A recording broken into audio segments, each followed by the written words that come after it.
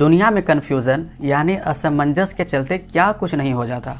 कई बार कन्फ्यूज़न में कोई काम अधूरा रह जाता है, तो कभी करना कुछ और होता है लेकिन हो कुछ और जाता है।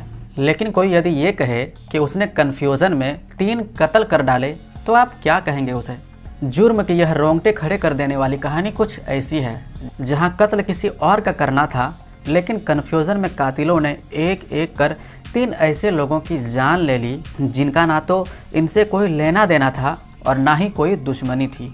यह 3 लोग इसलिए मारे गए थे क्योंकि इनकी एक दिन पहले ट्रेन छूट गई थी। कर्नाटक के गड़क शहर में 4 लोगों की हत्या की एक ऐसी वारदात सामने आई जिसकी कहानी हैरान कर देने वाली है।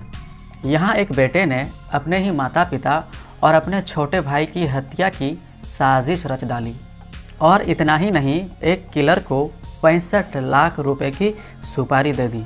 लेकिन एक कन्फ्यूज़न की वजह से कातिलों ने बहुत बड़ी गलती कर डाली। 18 से 19 अप्रैल की रात करीब 2:15 बजे दासर गली में रहने वाले लोगों को अचानक एक घर से चीखने चिल्लाने की आवाज़ सुनाई देने लगती है। यह घर किसी और का नहीं बल्कि गड़क बेटा गेरी नगर पालिका के वाइस प्रेसिडेंट प्रकाश बकाले का है। चीखने वालों में खुद प्रकाश नगर और उनकी पत्नी सुनंदा भी शामिल है। दोनों की चीख इतनी भयानक थी कि सुनने वाले लोगों को यह अंदाज़ा हो जाता है कि बकाले परिवार में ज़रूर कुछ न कुछ अनहोनी हुई है, और आनन फानन में घर के बाहर मोहल्ले के लोगों की भीड़ लग जाती है और उसी वक्त तुरंत पुलिस की टीम भी आ जाती है। लेकिन जैसे ही पुलिस बकाले परिवार के इस मकान में दाखिल होती है तो उनके कदम ठिठक जाते हैं, उनके कदम रुक जाते हैं, क्योंकि यहाँ पे चंद मिनटों के अंदर अंदर 4 कत्ल हो चुके थे। बकाले दंपत्ति के 27 साल के बेटे कार्तिक और 3 रिश्तेदार परशुराम हदीमानी, उनकी पत्नी लक्ष्मी हदीमानी और उसकी 16 साल की बेटी आकांक्षा। लेकिन इतनी भयानक वारदात होने के बावजूद प्रकाश और उनकी पत्नी आनंदा की जान बच गई। असल में कातिलों ने जब इस घर पर धावा बोला तो बकाल दंपत्ति ग्राउंड फ्लोर पर अपने बेडरूम में सो रहा था, जबकि हदीमानी परिवार ऊपर की मंजिल पर सो रहे थे। हमलावर सीधे फर्स्ट फ्लोर की एक खिड़की से पहली मंजिल पर पहुंचे और वहां सो रहे हदीमानी परिवार को टारगेट कर दिया। उनकी चीख पुकार सुनकर ग्राउंड फ्लोर पर ही अपने कमरे में सो रहा बकाल दंपत्ति का बेटा कार्तिक भागता हुआ ऊपर की मंजिल पर आ गया। लेकिन बदकिस्मती से फर्स्ट फ्लोर पर जाना ही उसकी मौत की वजह बन गई। कातिलों ने उसे अपने ओर आता हुआ देखा और उसे भी अपने निशाने पर ले लिया। ठीक हदीमानी परिवार की तरह ही कार्तिक पर भी कातिलों ने दांव या दरारी जैसे तेज धार हथियारों से वार किया और पलक झपकते ही उसकी जान ले ली। लेकिन घर पर इस हमले के दौरान बकाल दंपत्ति को अनहोनी का एहसास हो गया था। उन्होंने सुरक्षा के लिए खुद को अपने ही बेडरूम में बंद कर लिया था। उन्होंने दरवाजे को अंदर से बंद कर लिया और वहीं से चीख चिल्लाकर लोगों से मदद की गुहार लगाने लगे। खुद प्रकाश बकाले ने अपनी मदद के लिए पुलिस को फ़ोन किया, और जब तक लोग रिएक्ट करते पुलिस मौके वारदात पर पहुंच चुकी थी। कातिल इस मकान के फर्स्ट फ्लोर पर ही 4 लोगों की जान लेकर फरार हो चुके थे। पुलिस जब मौके पर पहुंची तो पूरा घर खून से सना हुआ था, खासकर पूरा का पूरा फर्स्ट फ्लोर, और घर के सामान भी बिखरे हुए थे। पुलिस और पड़ोसियों को देखने के बाद खुद बकाले दंपत्ति भी अपने कमरे से बाहर निकलता है। सबको ये लगा कि इस वारदात के पीछे डकैतों के किसी गिरोह का हाथ है। खैर, इस मामले की जाँच के लिए पुलिस ने कई टीमें बनाई और सभी टीमों को अलग अलग जिम्मेदारियां दे दी। किसी को गड़क और आसपास के इलाकों में काम करने वाले डकैतों के गिरोह और उनकी गतिविधियों के बारे में पता करने की जिम्मेदारी दे दी, और कोई टीम सीसीटीवी कैमरों के स्कैनिंग में लगी। एक टीम गड़क दंपत्ति और दूसरे नाते रिश्तेदारों से पूछताछ कर रही थी, जबकि एक टीम मोबाइल सर्विलांस और उससे जुड़े डाटा खंगाल रही थी। यानी पुलिस की तफ्तीश हर एक एंगल से चल रही थी।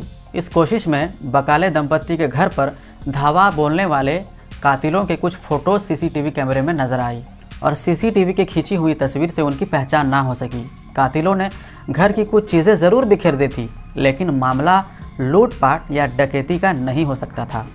कई बार मामले की जांच को भटकाने के लिए कातिल कई बार ऐसी हरकतें भी करते हैं। लिहाजा पुलिस ने दुश्मनी के एंगल से भी इस मामले को देखना शुरू किया, खासकर इसलिए क्योंकि पुलिस वालों को लग रहा था कि अगर मामला ये लूटपाट या डकैती का होता तो वो लोग इतने कत्ल करने के बजाय भी ये काम कर सकते थे।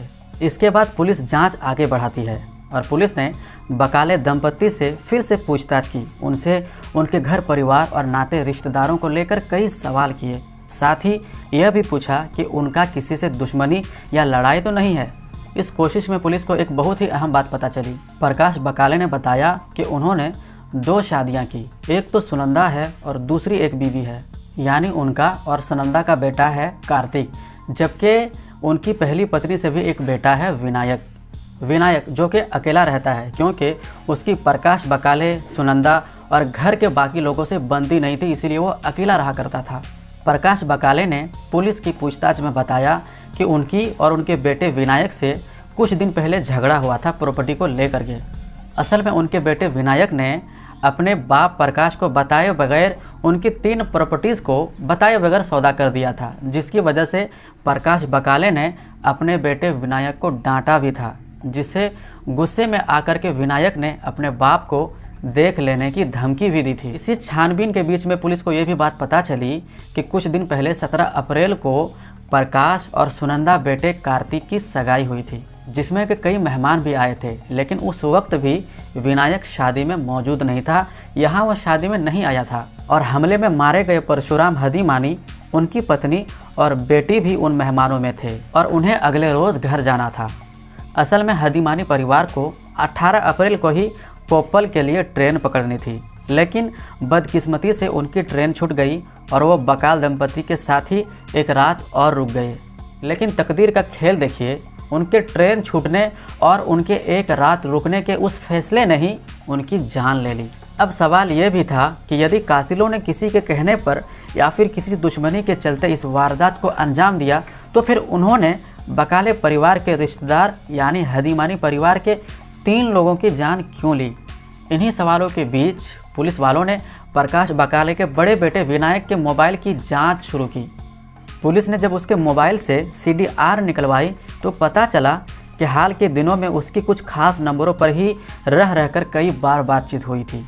इनमें से 2 मोबाइल नंबर ऐसे लोगों के थे जिनका पहले से ही क्रिमिनल रिकॉर्ड था, बल्कि एक तो इलाके का हिस्ट्री शीटर था। अब पुलिस ने एक तरफ बकाले परिवार के बड़े बेटे विनायक को हिरासत में ले लिया तो दूसरी तरफ उन बदमाशों की तलाश शुरू कर दी। अब विनायक से पूछताछ करने पर सारी बातें साफ हो गई, बिल्कुल क्लियर हो गई, जो कि बेहद हैरान करने वाली थी। यह कत्ल ना तो किसी लूटपाट का नतीजा था और ना ही कुछ और, बल्कि यह वारदात विनायक का था। उसने ही अपने पिता प्रकाश बकाले, सौतेली माँ सुनंदा और सौतेले छोटे भाई कार्तिक के कत्ल की सुपारी दी थी। पुलिस की पूछताछ में विनायक ने अपना जुर्म कबूल करते हुए बताया कि उन्होंने इस काम को करने के लिए 65 लाख रुपए की सुपारी दी थी, जिनमें के 2 लाख रुपए एडवांस के तौर पर वो दे चुका था, जबकि बाकी रुपये काम पूरा होने के बाद देने थे। असल में विनायक प्रॉपर्टीज़ को लेकर अपने पिता के साथ हुए झगड़े से काफ़ी नाराज़ था और उसे लगता था कि उनके पिता उनके छोटे बेटे प्रकाश से ज़्यादा प्यार करते हैं और उनसे कम प्यार करते हैं। ऊपर से उसे यह भी लगता था कि प्रकाश का व्यवहार उनके साथ भेदभाव से भरा हुआ है। विनायक ने कातिलों को सुपारी देने के साथ ही यह भी साफ कर दिया कि उन्हें घर में मौजूद 3 लोगों की ही जान लेनी है, जिनमें उनके 2 माता पिता हैं और उनका एक सौतेला भाई। लेकिन कातिल ना तो उन सारे लोगों को पहले से पहचानता था और ना ही सुपारी देते वक्त विनायक ने अपने माता पिता और भाई की पहचान कराई थी, कातिलों को ठीक से बताई थी। लिहाजा जब कातिलों ने 18 और 19 अप्रैल की दरमियानी रात को बकाले परिवार के मकान पर धावा बोला तो उन्हें घर में जो भी सोता हुआ मिला वो उन्हें टारगेट करने लगा। इस तरह परशुराम हदीमानी, उनकी पत्नी और उनकी बेटी बस यूं ही मारी गई, जिनका दूर दूर तक बकाले परिवार में चल रही इस लड़ाई से कोई लेना देना नहीं था। वो तो सगाई में शामिल होने पहुंचे थे, अगले रोज़ सुबह उन्हें वापस घर लौट जाना था। इसके बाद पुलिस ने विनायक की निशानदेही पर एक एक कर उन सारे 7 लोगों को गिरफ्तार कर लिया, जिन्होंने सुपारी लेकर कत्ल की इस वारदात को अंजाम दिया था। इन कातिलों में कत्ल करने वाले का कुछ ताल्लुक कर्नाटक से है, कुछ गोवा से और कुछ महाराष्ट्र से है। इन कातिलों को गिरफ्तार करने के बाद उनसे हुई पूछताछ में पुलिस को ये बात पता चली कि उन कातिलों ने हदीमानी परिवार को बस धोखे से उनसे कत्ल हो गया। और जब कत्ल के दौरान बकाल दंपत्ति शोर मचाने लगे तो उन्हें मौका वारदात से भागना ही ठीक लगा। वो फ़ौरन मौके से भागे और अपनी गाड़ी तक पहुंचने से पहले घर के पास एक नाले में ही कत्ल में इस्तेमाल किए गए सारे हथियार को फेंककर फरार हो गए। पुलिस इस मामले की आगे जांच कर रही है। तो दोस्तों, आज की रियल क्राइम स्टोरी ये रही, और आपको ये रियल क्राइम स्टोरी कैसे लगी आप हमें कमेंट सेक्शन में ज़रूर बताएं। और ऐसे ही रियल क्राइम स्टोरीज़ के लिए, जो कि रियल क्राइम स्टोरी हमें काफ़ी कुछ सिखा जाती है, तो आप हमें सब्सक्राइब ज़रूर करें। तो मैं मिलता हूँ आपसे अगले वीडियो में, तब तक के लिए अपना और अपनों का ज़रूर ख्याल रखें।